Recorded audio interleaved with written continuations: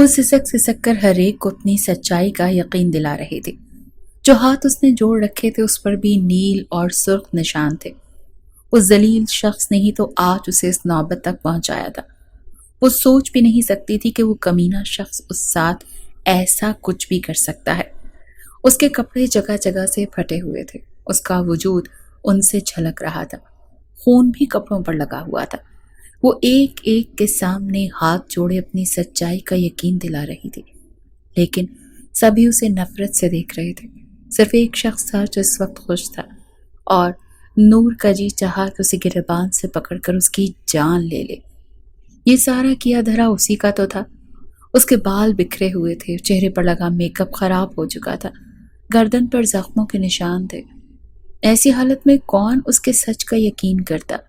اسی لیے سب نے ہی اس کو موت سے بدتر زندگی کا فیصلہ سنا دیا، جسے سن کر نور وہیں گر کر بے ہوش ہو گئی تھی۔ اور کتنی دیر لگے گی بھائی؟ اس نے بیزاری سے اپنی کلائی پر بندھی گھڑی کی جانب دیکھ کر وین والے سے پوچھا۔ بس باجی، تھوڑی دیر، ٹائر بدلنے لگا ہوں۔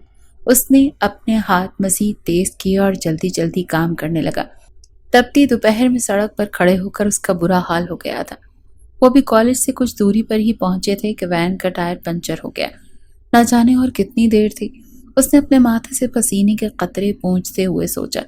تبھی اس کے بالکل سامنے بائک آ کر رکی تو وہ چونک گئی اور بائک پر سوار نوجوان کو دیکھنے لگی، کھلے گریبان کے ساتھ، گلے میں موٹی سونے کی زنجیر ڈالے، جبکہ ایک کان میں بالی پہنے، شانوں تک پھیلے بال لیے، وہ پوری بدتیسی نکالے اسے دیکھ رہا تھا۔ آؤ، میں تمہیں چھوڑ دوں، میں بھی وہیں جا رہا ہوں۔ اس نے نور کو پیشکش کی تو نور کی بیزاری میں مزید اضافہ ہو گیا۔ میں خود ہی چلی جاؤں گی، تمہیں زحمت کرنے کی ضرورت نہیں۔ اس نے ماتھے پر بل ڈال کر کڑوے لہجے میں جواب دیا، مگر اس کی عاجزی اور انکساری میں کوئی فرق نہ آیا۔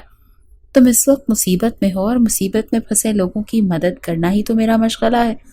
اس نے سینے پر ہاتھ رکھ کر جھکنے کے سے انداز میں کہا تو نور کا دل مزید جل گیا۔ میں نے کہا نا تم سے کہ تم اپنا راستہ ناپو، میں خود ہی چلی جاؤں گی۔ اب کی بار نور نے لہجے میں غصے کو سمو کر کہا تو وہ کچھ سنجیدہ ہوا۔ میں تمہیں کاٹ کر کھا نہیں جاؤں گا، بخیر و عافیت ہی گھر پہنچاؤں گا۔ پتہ نہیں کیا سمجھتی ہو خود کو، بلکہ مجھے۔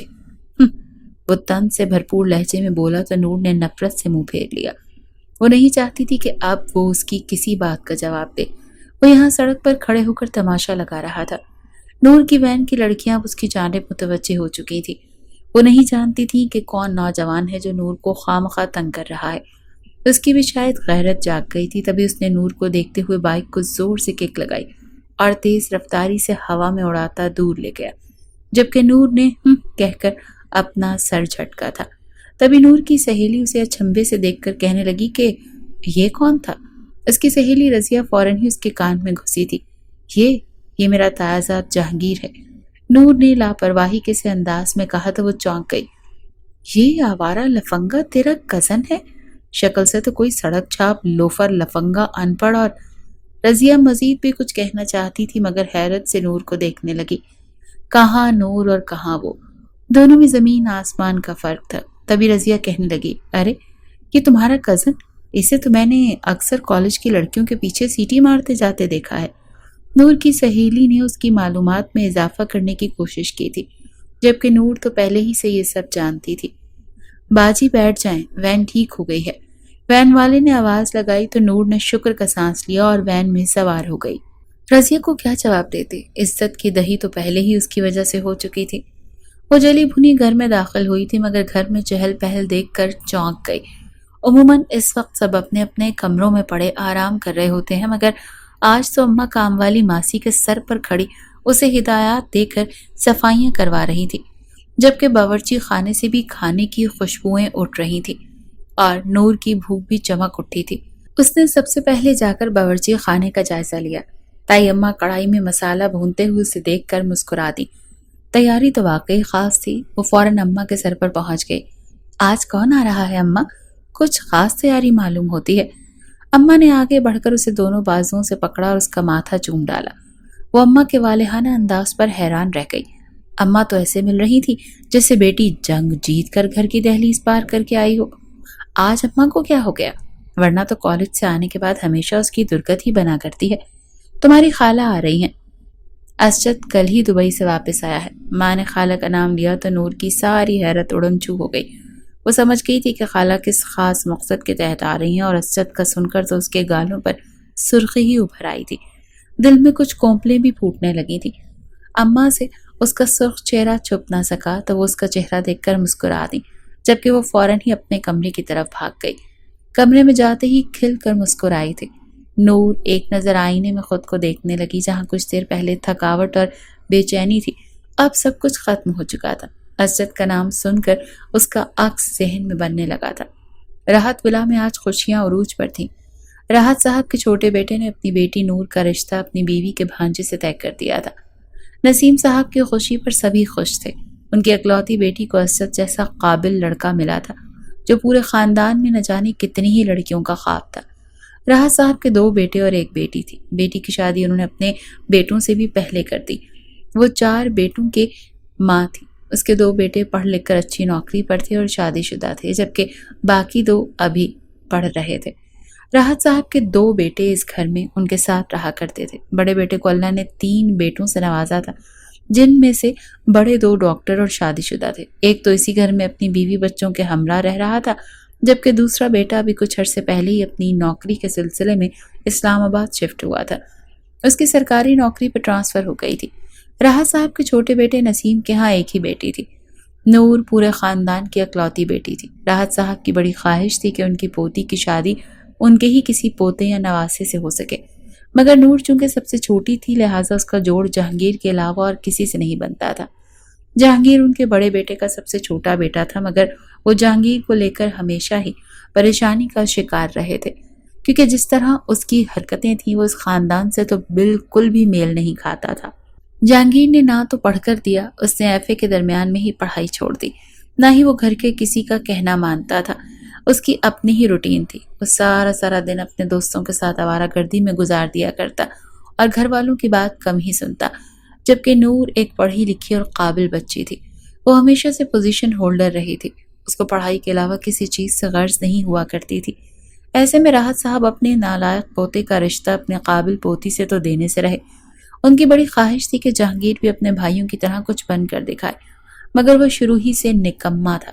پڑھائی میں تو اس کا دل کبھی لگا ہی نہیں، اور حالانکہ اس کے باپ نے اس پر کافی سختی کی، اسے مارا پیٹا تک، ہاسٹل بھیجنے کی بھی دھمکی دی گئی، مگر وہ بلا کا ڈھیر تھا۔ اس پر کبھی کوئی دھمکی اثر انداز ہی نہ ہوئی، اور اب تو وہ تقریباً ہاتھوں سے نکل چکا تھا۔ جہاں حسن دیکھتا تھا وہیں وقت گزاری کی خاطر چھیڑ چھاڑ شروع کر دیا کرتا تھا۔ راحت صاحب اسے آتے جاتے گھر میں دیکھتے تو اس کے حلیے پر افسوس کرنے اور ہاتھ ملنے کے سوا کچھ نہیں کر سکتے تھے۔ کاش وہ بھی اپنے بھائیوں اور باقی کزنز کی طرح قابل ہوتا تو وہ فخر سے نور کا رشتہ اس کے لیے مانگتے۔ ان کی برسوں کی خواہش کبھی پوری نہ ہو سکتی تھی، لہٰذا انہوں نے بھی اس معاملے میں چپ سادھ لی، اور جب ان کے بیٹے نسیم نے نور کے لیے آئے ہوئے رشتے کے سلسلے میں ان کی رائے مانگی تو انہوں نے بخوشی اپنی منظوری ظاہر کر دی، اور یوں نسیم صاحب نے اپنے باپ اور بھائیوں کے مشورے سے اپنی بیٹی کا رشتہ اس کی خالہ کے بیٹے اسجد سے طے کر دیا تھا۔ نور گھر بھر کی لاڈلی تھی، اس کے تایا کی بھی جان اس میں بس تھی، اور اس کے کزنز بھی اسے اپنی بہنوں کی طرح چاہتے، لہٰذا اس کی خوشی پر سبھی خوش تھے۔ یہ کالج میں اس کا آخری سال تھا۔ اس کے باپ کا ارادہ تھا کہ اگلے کچھ مہینوں میں ہی اسے بیاہ کر اس کے گھر رخصت کر دیں گے۔ سبھی ایک دوسرے کو مبارکباد پیش کر رہے تھے کہ جب دروازے سے داخل ہوتا جہانگیر مبارکباد کی صدا سن کر چونک گیا۔ وہ جو ہی اندر آیا، اس کی ماں نے مٹھائی کی پلیٹ اس کے آگے کر دی۔ وہ گھور کر اپنی ماں کو دیکھنے لگا اور پھر اس پلیٹ کو۔ جہانگیر کی ماں کہنے لگی، لو تم بھی منہ میٹھا کرو، ہماری نور کا رشتہ اس کے خالہ کے بیٹے اسجد کے ساتھ پکا ہو گیا ہے۔ مٹھائی اٹھاتے اس کا ہاتھ ہوا میں رک گیا۔ وہ ساکت نظروں سے سامنے بیٹھی نور کو دیکھتا رہ گیا، جو شرم و حیا سے چہرہ جھکائے بیٹھی تھی، مگر اس کے جھکے ہوئے چہرے پر بھی خوشی کی لہر وہ صاف دیکھ سکتا تھا۔ اس کی ماں نے اسے یوں ہی کھڑے دیکھا تو مٹھائی اٹھا کر خود ہی اس کے منہ میں ٹھونس دی اور خود باورچی خانے میں پلیٹ رکھنے چلی گئی، جبکہ وہ ساکت و جامد کھڑا کا کھڑا رہ گیا۔ چہرے پر حیا کی لالی لائے بیٹھی نور کو خوش دیکھ کر جہانگیر کے اندر آگ جل اٹھی تھی۔ اس کا تو بس نہیں چل رہا تھا کہ ابھی جا کر نور کا منہ ہی نوچ لے اور کہے کہ کس کی اجازت سے ہنس رہی ہو۔ असद होता ही कौन है तुम्हारे साथ इस तरह का रिश्ता बनाने के बारे में सोचने वाला? तुम सिर्फ और सिर्फ मेरी हो, जहांगीर की हो, और जहांगीर मरकर भी अपनी चीज किसी के हवाले होने नहीं देगा। वो गुस्से से बिफर उठा। मुंह में डाली मिठाई उसने बाहर वहीं पर थूक दी थी। उसे यूं थूकता देखकर किचन से निकलने वाली जहांगीर की माँ भी देख चुकी थी, लेकिन ये तो शुक्र था कि किसी और का उसे ऐसा करते ध्यान न गया। मुलाजमा को इशारा करके फौरन साफ करने का कहा, जबकि जहांगीर बगैर किसी से कोई बात किए लंबे लंबे डग भरता सीधा अपने कमरे की तरफ चला गया। जहांगीर की माँ भी उसके पीछे ही गई थी। उसे यूं कमरे में जाकर अपने कमरे की चीजें उथल पथल करते देखा तो वहीं से चिल्लाई थी कि बेटा, ये क्या तरीका है? नीचे सब मिलकर बैठे हैं, कम से कम बैठे ना सही, लेकिन अपने चचा चची को या नूर को मुबारकबाद तो दे आते। खुशी का मौका है बेटा, खुशी के मौके पर ऐसे नहीं करते। जहांगीर को तो अपनी माँ पर भी बेतहाशा गुस्सा आ रहा था। अपनी माँ के मुंह से ये सारी बातें सुनकर उसने आखिरी गुलदान जमीन पर पटका और फिर कहने लगा, ऐसा कैसे मुमकिन है? दादाजी ने हमेशा यही कहा कि नूर जहांगीर की दुल्हन बनेगी। अब वो अपने अल्फाज से इनकारी क्यों कर हो सकते हैं? और चचा चचा ऐसे आप लोगों को कैसे धोखा देकर अपनी बेटी का रिश्ता कहीं और पक्का कर सकते हैं? नूर और मैं एक दूसरे को पसंद करते हैं। वो अपनी माँ के सामने फट पड़ा और गुस्से में चिल्लाया, जबकि वो उसे अफसोस भरी नजरों से देखती रह गई। अगर तुम इस काबिल होते तभी हम तुम्हारा रिश्ता नूर से करते। अब तुम जैसे निकम्मे का रिश्ता मांगते हुए तो हम सबको ही शर्म महसूस होती है। लिहाजा जहां नूर की शादी हो रही है चुपचाप हो लेने दो और अपने काम से काम रखो। उसकी माँ ने उसे अच्छी झाड़ पिलाई तो वो हत्थे से उकड़ गया। मैं इस काबिल हूं या नहीं, उससे बचपन की तय किए रिश्ते पर कोई फर्क नहीं पड़ना चाहिए। मैं ऐसा हरगिज नहीं होने दूंगा। आप लोगों ने ही ये बात मेरे दिमाग में डाली है। बचपन से मैंने हमेशा यही सुना कि नूर जहांगीर की दुल्हन बनेगी। अब ऐसे कैसे मैं अपने बचपन की पसंद को हाथ से जा लेने दूं? वो हलक के बल चीखा तो उसकी माँ हैरान रह गई। और कितनी बदतमीजियां करोगे तुम? हम सबकी ये ख्वाहिश थी मगर तुम कुछ बन कर ना दिए। अब इस बात को भूल जाओ। तुमने पहले ही मुझे खानदान में रुसवा करके रखा है, अब मजीद तमाशा मत बनाओ। ऐसे कैसे भूल जाऊं? मैं ये हरगिज होने नहीं दूंगा। मैं इस घर की ईंट से ईंट बजा कर रख दूंगा। मैं देखता हूं कि कौन नूर को मुझसे जुदा करता है। वो न जाने क्या क्या बोलता हुआ कुर्सी को ठोकर मारता घर से बाहर चला गया, जबकि उसकी माँ अपना सर पकड़ कर बैठ गई। घर में शादी की तैयारियां शुरू हो चुकी थी। नूर रोजाना ही अपनी माँ के साथ खरीदारी करने निकल जाती, जबकि अक्सर जहांगीर की माँ और नूर की ताई भी उनके हमरा होती। उसे अपनी माँ के अलावा किसी और से बात ही ना की थी कि वो नूर को पसंद करता है। जब उसकी माँ उसके साथ ना खड़ी थी तो कोई और क्यों कर खड़ा होता? वो दादाजी के पास भी एक बार ना गया। वो जानता था कि दादा ने नसीहतों का अंबार शुरू कर लेना है। बात उसके हुलिये से शुरू होती और उसकी पढ़ाई से लेकर नौकरी तक पहुंच जाती। उसने ठान ली थी कि वो खुद ही अपने लिए कुछ करेगा। घर वालों में से तो कोई भी उसका साथ कभी नहीं देगा। उसका बस चलता तो वो पूरे राहत विला को आग लगा देता। वो पानी से बाहर निकली मछली की मानिंद तड़प रहा था। वो अपने दिल की बेचैनी कम करने को छत पर चला गया। मौसम काफी तब्दील हो चुका था। सर्दियों की आमद थी। अम्मा ने स्टोर से रजाइयां बाहर निकलवा कर धूप में फैला रखी थी। वो जो ही सीढ़ियां चढ़कर ऊपर पहुंचा तो सामने से आती नूर उसके शाने से टकराई। उसने फौरन ही रुककर अपना माथा मसला और चेहरा उठाकर देखा। सामने खड़े जहांगीर को देखकर उसके माथे पर बल पड़ गए और वो फौरन ही नीचे की जानिब बढ़ी। जहांगीर उसके माथे के बल खूब जानता था। उसके गुस्से में बेपनाह इजाफा हुआ। उसने सीढ़ियां उतरती नूर की कलाई पकड़कर रोक लिया। अपनी कलाई पर जहांगीर का सख्त लम्स महसूस करके नूर के तो वजूद में करंट दौड़ा था। उसे तो बिल्कुल भी यकीन नहीं था कि जहांगीर कभी यूं भी हुदूद फलांग सकता है। बिलाशुबा वो सारे कजन्स एक ही घर में रहते थे, मगर इसके बावजूद कुछ हुदूद थी जो कभी भी पार नहीं हुई थी। जहांगीर बाहर तो लड़कियों को इशारेबाजी और जुमले कसता रहता था या फिर किसी के पहनावे पर कमेंट पास करता रहता था, लेकिन उसने कभी भी अपने घर में या फिर नूर के साथ इस तरह की हरकत करने की कोशिश नहीं की थी। नूर ने पलटकर एक झटके से अपना हाथ छुड़वाया और कहने लगी, ये क्या बदतमीजी है, छोड़ो मुझे। लेकिन जहांगीर पर उसके कहने का कोई असर नहीं हुआ था। कहने लगा, तुम्हें शायद मालूम नहीं, यहाँ जानबूझकर अनजान बन रही हो। मैं तुम्हें हमेशा से ही चाहता हूँ। تم نے کبھی میری الفت کا جواب الفت سے نہیں دیا، مگر تم اتنی انجان بن سکتی ہو کہ اب شادی رچا کر اپنے شوہر کے سنگ چلی ہو، اور میرا کیا؟ میرے بارے میں تو تم نے ایک بار بھی نہ سوچا۔ اس نے اپنے لہجے سے زہر اگلا تو نور اسے حیرت زدہ دیکھتی رہ گئی۔ یہ کیا بکواس ہے؟ اس نے اپنا ہاتھ چھڑانے کی کوشش کی، مگر وہ جہانگیر کی مضبوط گرفت میں تڑپ کر رہ گئی۔ میرا ہاتھ چھوڑو، وہ غصے میں دانت بھینچ کر بولی۔ نہیں چھوڑوں گا۔ کیا کر لو گی؟ وہ بھی ضدی لہجے میں بولا تو نور اپنا ہاتھ چھڑوانے کی کوشش کرنے لگی۔ اس نے نور کا ہاتھ اوپر ہوا میں اٹھایا اور اپنے چہرے کے سامنے لا کر ایک جھٹکا دے کر چھوڑ دیا۔ نور نے فوراً ہی اپنی کلائی مس لی، وہاں جہانگیر کی انگلیوں کے نشان پڑ چکے تھے۔ اس نے غصے سے بھری نظر جہانگیر کے چہرے پر ڈالی اور سیڑھیاں اتر کر نیچے بھاگ گئی۔ یہ ہوتا کون ہے مجھ سے اظہار محبت کرنے والا نکما کہیں کا؟ نور غصے میں بڑبڑا کر اپنے کمرے میں گھس گئی۔ دل ہی دل میں یہی کہنے لگی کہ تڑپتا ہے تو تڑپتا رہے، اتنی ہی محبت تھی تو کچھ بن کر دکھاتا، شکل سے ہی پینڈو لگتا ہے، رنگ ہی سفید ہے یا پھر نین نقش اچھے ہیں میرے تایا جان کی طرح، لیکن شکل و صورت کا بندہ کیا کرے جب کرتوت ہی ایسی ہوں۔ میں اگر اپنی سہیلیوں کو بالفرض بتا دوں کہ میرا رشتہ میرے تایا جاد سے طے ہو گیا ہے تو وہ رضیہ جو ہے میری سہیلی لیکن کس قدر منہ پھٹ ہے، کہاں کہاں میری باتیں کرے گی۔ نور خود ہی بڑبڑائی تھی۔ اس نے دوبارہ یہی کوشش کی تھی کہ جہانگیر سے اس کا ٹکراؤ نہ ہو۔ وہ دن بھی آ گیا جب اس کے سامنے عروسی لباس میں موجود تھا، خوبصورت جوڑے میں ملبوس وہ کسی شہزادی سے کم نہیں لگ رہی تھی۔ اس پر کیا بلا کا روپ آیا تھا۔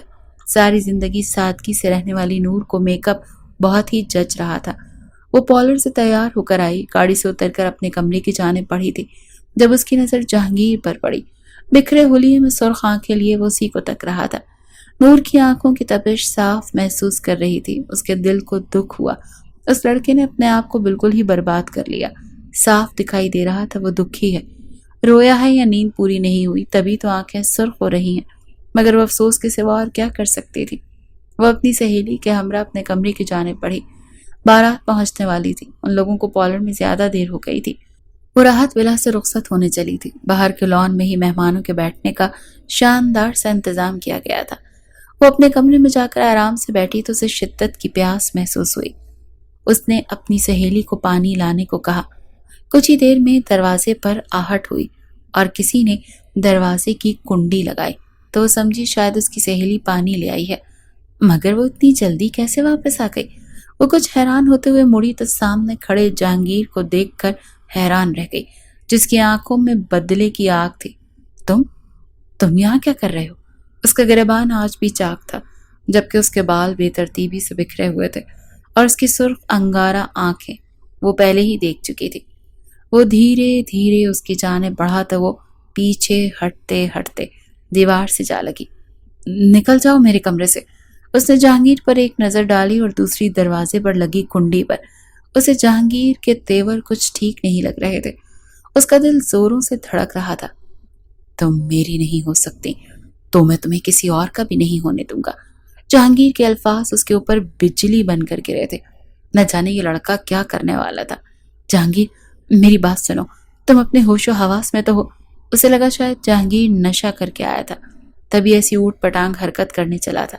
دروازے پر زور زور سے دستک شروع ہو چکی تھی، شاید اس کی سہیلی باہر پانی لیے کھڑی تھی۔ نور دروازہ کھولو، اب کے اسے اپنی سہیلی کی آواز سنائی دی تو وہ فوراً دروازے کی جانب لپکی، مگر جہانگیر نے اسے راستے میں ہی روک لیا۔ اسے زور کا دھکا دے کر واپس بستر پر گرا دیا۔ یہ سوچنا بھی مت کہ تم اس کمرے سے صحیح سلامت باہر نکلو گی۔ میں تمہیں تمہارے اس کزن کے قابل ہی نہیں چھوڑوں گا۔ وہ ضدی لہجے میں بولتا ہوا اس کی طرف بڑھا۔ تم ہٹو یہاں سے۔ نور نے اپنے لمبے ناخن اس کے چہرے پر گاڑ دیے تو وہ تڑپ اٹھا۔ اس نے بھی غصے میں فوراً ہی نور کا دوپٹہ پکڑ کر کھینچ ڈالا۔ نور کو شاید اس سے اس عمل کی توقع نہ تھی، وہ اپنے دوپٹے کے ساتھ ہی زمین پر آ گری۔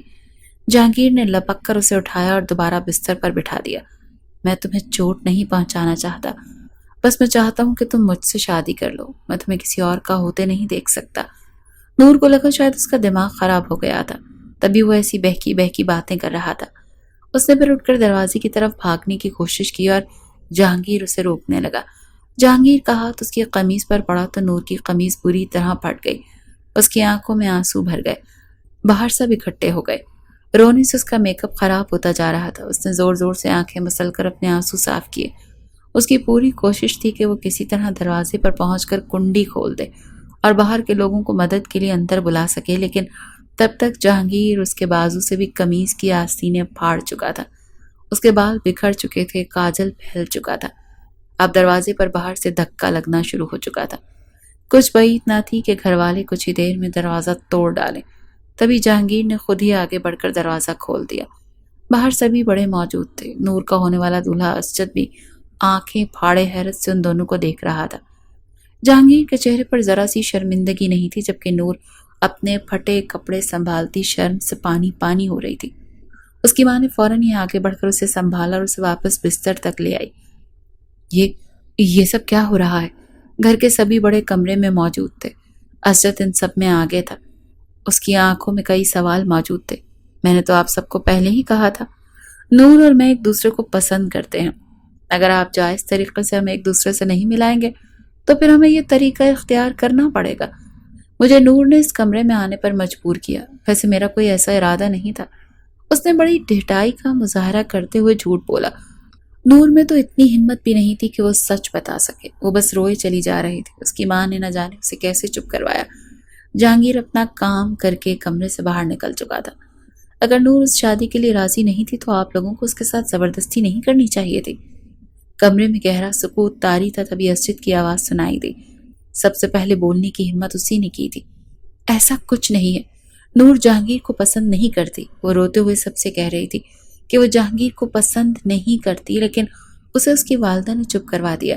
پھر اسجد کو جب یہ معلوم ہوا کہ جہانگیر اور نور کی بچپن میں بات طے ہوئی تھی، جبکہ اب ایسا کچھ بھی نہیں ہے، اسجد کو ایک اور حیرت ہوئی تھی۔ کیا کہا؟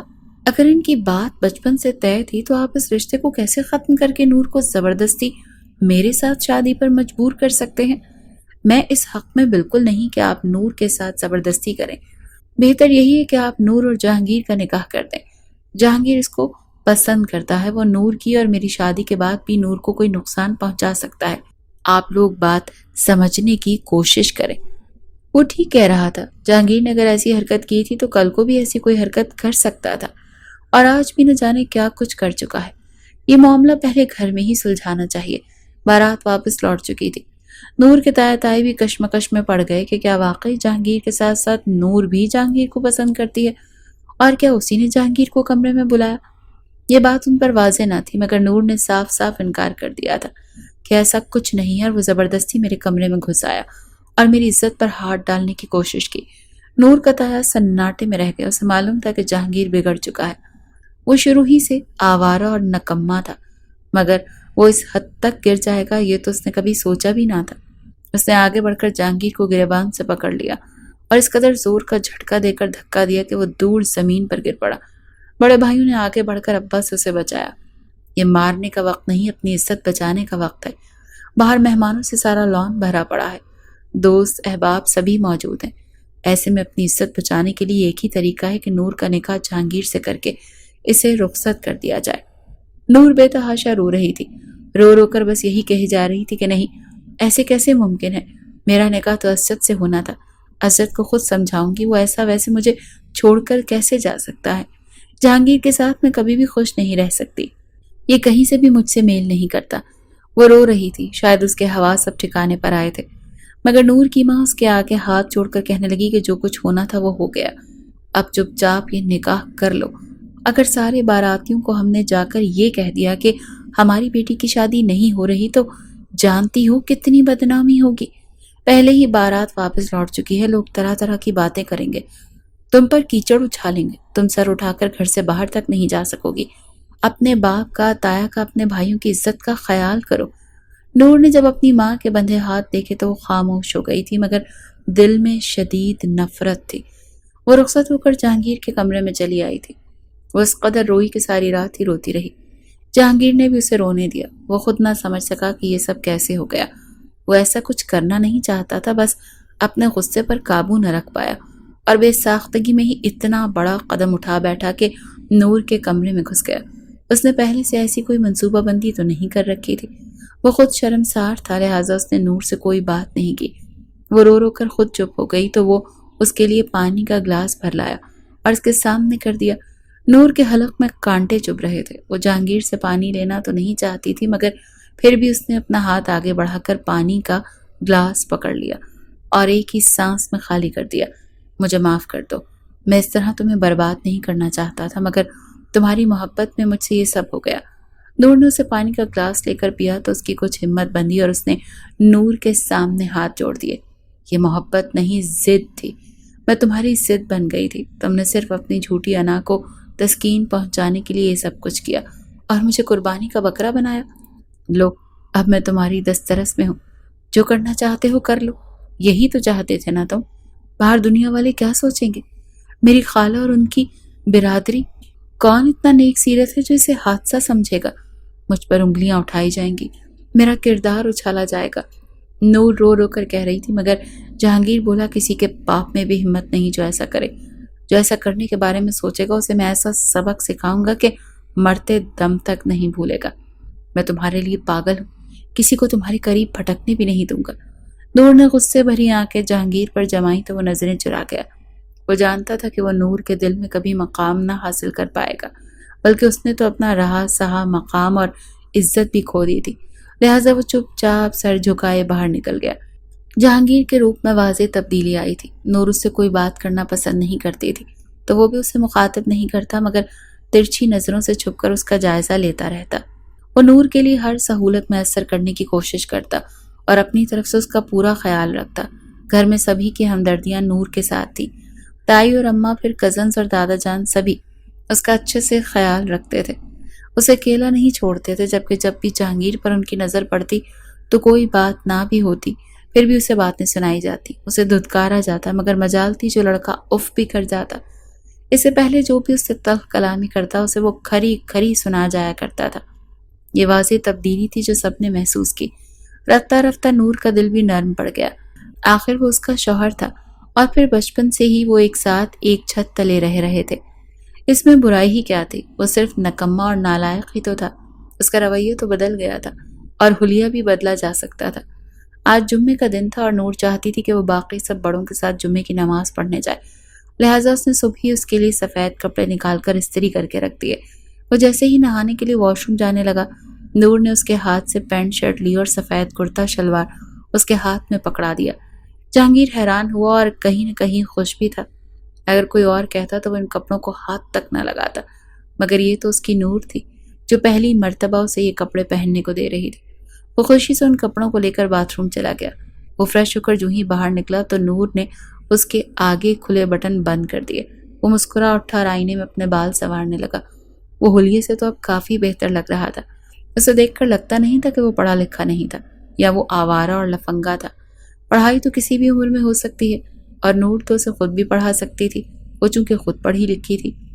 جس پل اپنے بالوں کو اچھے سے شریفوں کی طرح سنوار کر کالر کے بٹن بند کر کے وہ نیچے آیا تو سارے مرد جو جمعے کی نماز پڑھنے کے لیے جانے والے تھے جہانگیر کو دیکھ کر دنگ رہ گئے۔ دادا جان تو گلا کھنکھار کر رہ گئے کہ کسی کو بھی یقین نہیں آ رہا تھا کہ یہ جہانگیر ہے، لیکن سب کے چہرے پر ایک متاثر کن مسکراہٹ ضرور تھی۔ جہانگیر ان کے ساتھ مسجد گیا، نماز ادا کی تھی۔